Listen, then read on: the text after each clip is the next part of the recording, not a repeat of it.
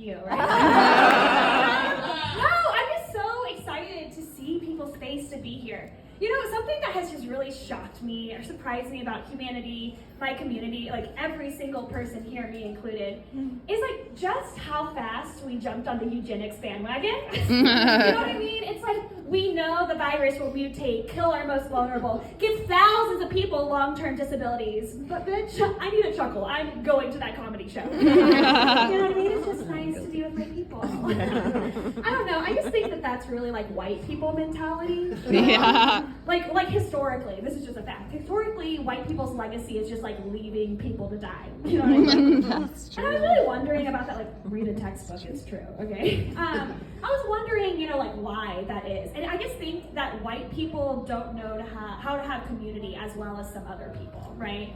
And I would say the number one evidence of that is cults, right? We turn on each other so fast. Statistically, this is true. 85% of people in cults in America are white, okay? And that is not including the mega churches, okay? So, do the math yourself, right?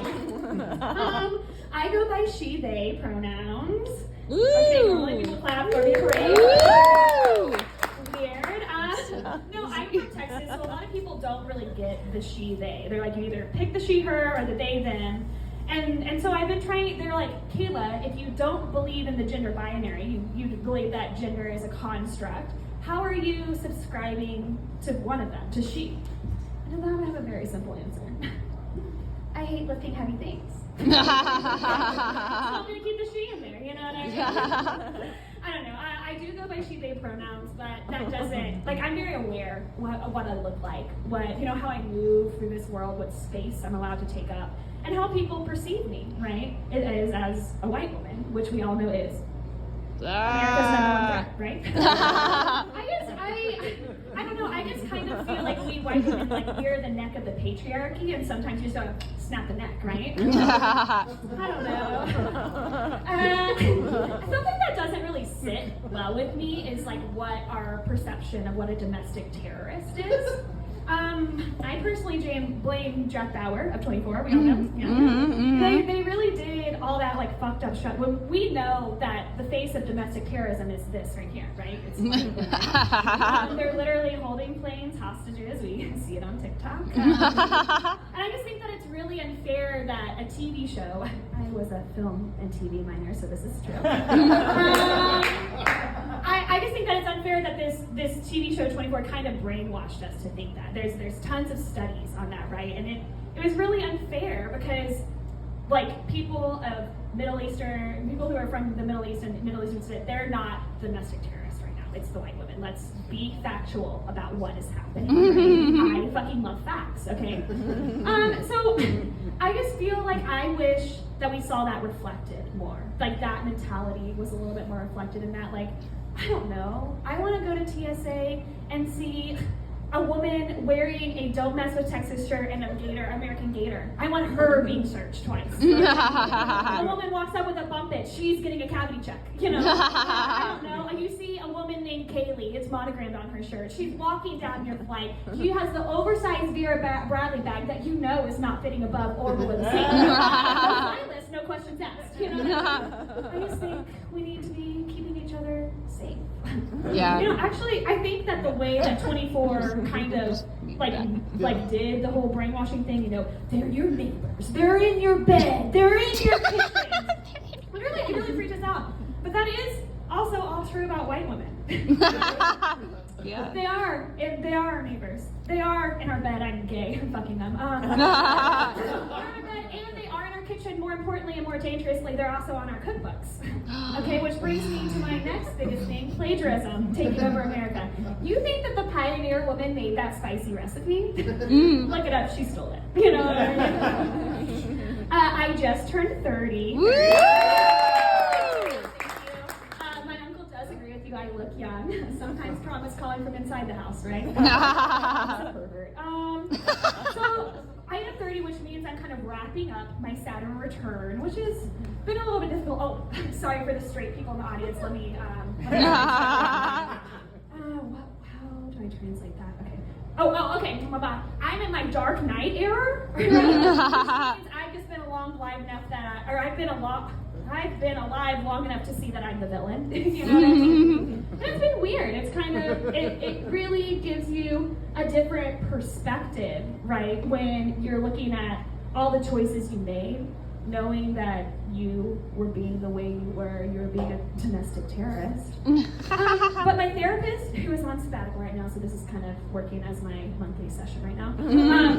My therapist has really been trying to encourage me to think that binaries are everywhere, right? Good and bad is also a binary, and it doesn't exist. I probably am not a 100% great person. I'm definitely not 100% a bad person. I probably fall along the line somewhere, right?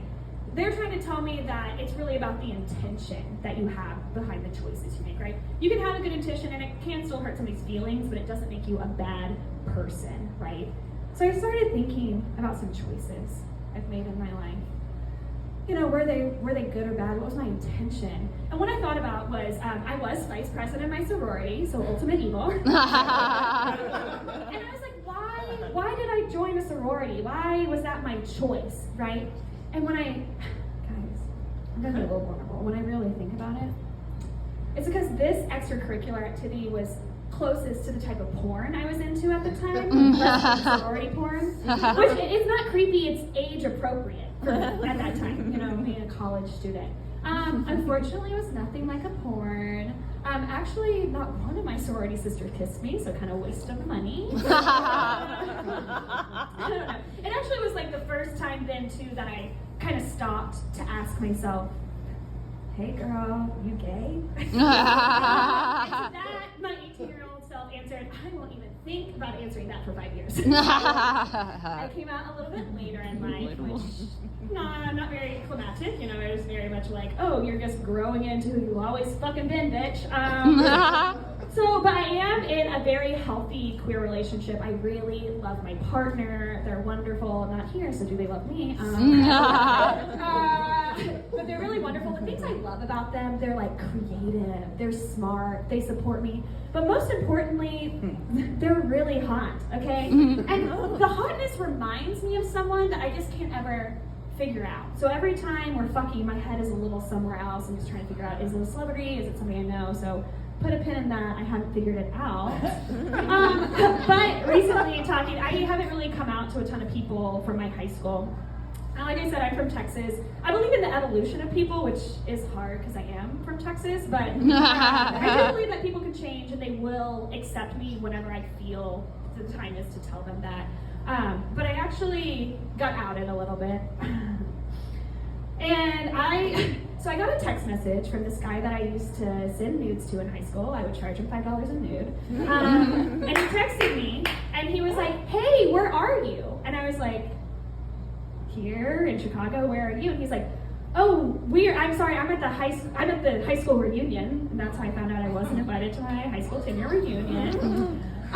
But I played along like, yeah, nerd. But he was like, I just have been thinking about you, and me and some of the guys were like looking, and he said, is this you? And sent me a link. And the link opened to a website maybe y'all are familiar with, Siblings Are Dating. And it was a link to a picture of me and my current partner, and it said twins dating. And so I don't think that makes me a bad person, that I realized that the really hot person that my partner was realizing was myself.